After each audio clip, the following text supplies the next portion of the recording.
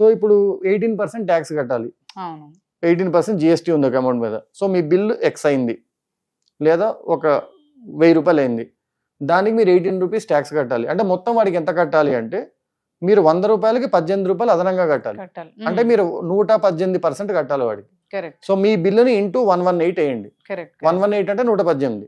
వచ్చిన amount last 2 digits తీసేయండి, ఎందుకంటే అక్కడ డెసిమల్ పెట్టేస్తాం. అది మీరు కట్టాల్సిన బిల్. అంతే వేసాడో ఎక్కువ వేసాడో చూసుకోవచ్చు.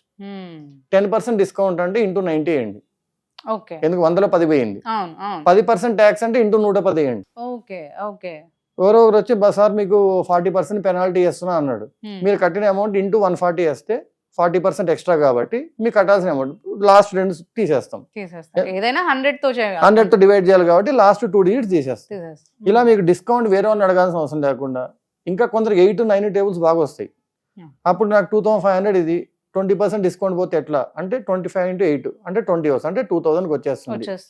8 టేబుల్ వచ్చిన వాళ్ళు ఈజీ చేయొచ్చు. లేదు మొబైల్ తీసుకో 2500 into 80 కొడతావు నీకు 2000 కనిపిస్తుంది. లాస్ట్ 2 సున్నాలు పట్టించుకో కాబట్టి బాబు 2000 పడుతుంది. మళ్ళీ దీని మీద 18% ట్యాక్స్ ఉంది, ఇంటూ 118 కొడతావు అప్పుడు ఏమవుతుంది 2360 కనిపిస్తుంది.